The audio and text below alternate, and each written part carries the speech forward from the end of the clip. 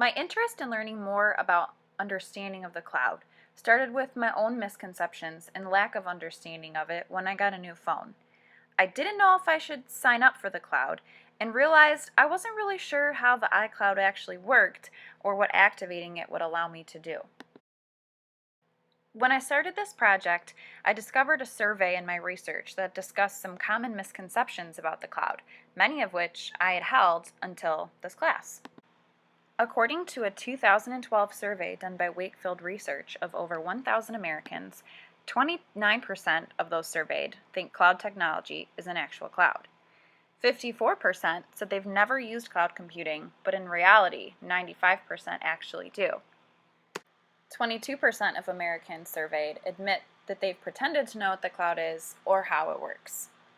I decided to base my interview questions on these misconceptions discovered in this survey and see if I would get similar data.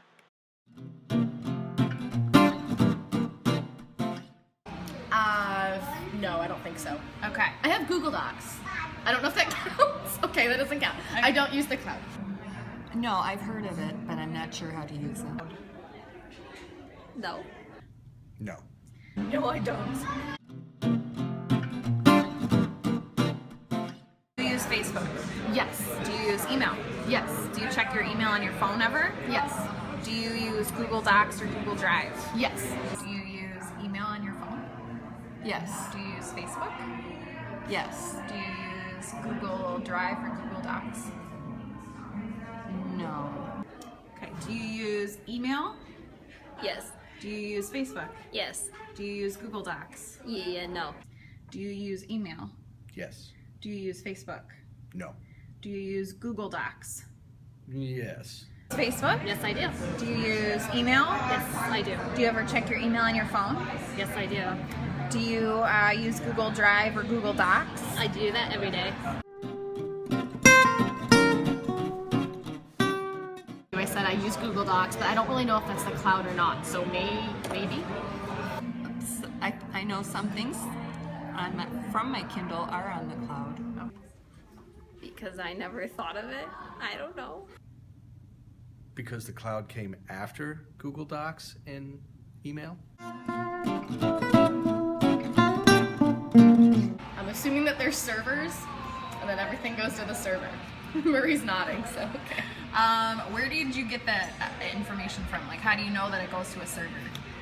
Where'd you learn that? Oh, the Western digital commercials that say you get your own personal cloud. I really don't know how it works. Can you try to say something about how it works? What do you think? I know that on my Kindle Fire, if I want to keep things, I can store it on the cloud and go back to it later. But I don't really know how to store it or how to get access to it. It's just a place where you can store a bunch of stuff. Okay. And how do you think the cloud works? You back your phone up or your iPad up to it, and then everything is stored there in a hard drive somewhere, and then it is retrievable. As far as I know, it's a big server in the sky that holds all the information. Okay, so if you have access to your, what is it, not Google, what am I talking about, iCloud, cloud, Okay, like your cloud, server or something? yeah, Okay. server or something like that, then you can access it and then get the information you want from like different computers or different, devices, whatever that you're using, your phones, what is it that you tablet? use, tablets, stuff like that, and then you can get the same information. After doing my interviews, I discovered that there was not only a misconception about how the cloud works, but also what it even is and what technology is included in the cloud. The biggest misconception I discovered was about what technology is considered part of the cloud. I was under the impression that a technology had to have the name cloud in its title to be considered part of cloud computing, but now I know that that is not true. The cloud includes things like online banking, online shopping, social media, email, and even Google technology like Google Drive.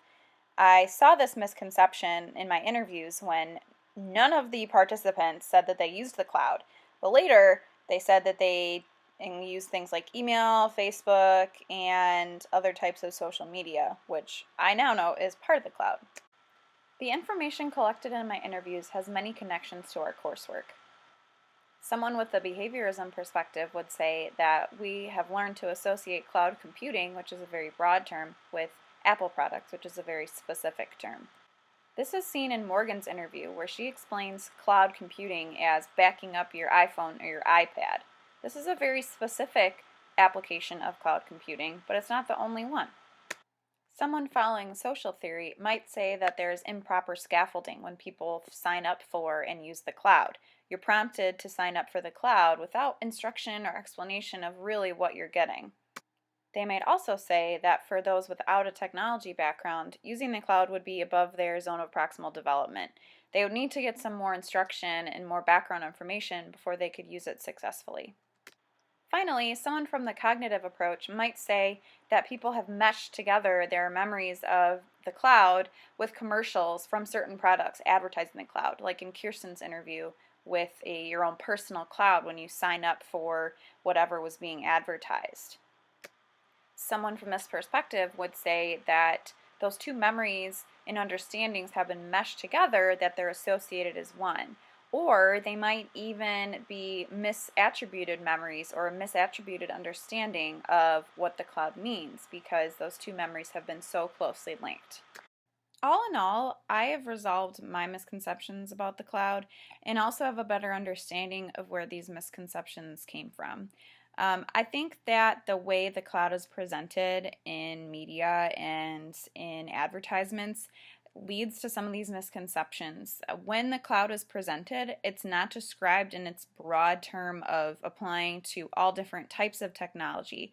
It's usually only referred to in connection with one very specific type of technology, which has led me and the people that I interviewed to look over all of the applications that the cloud computing has.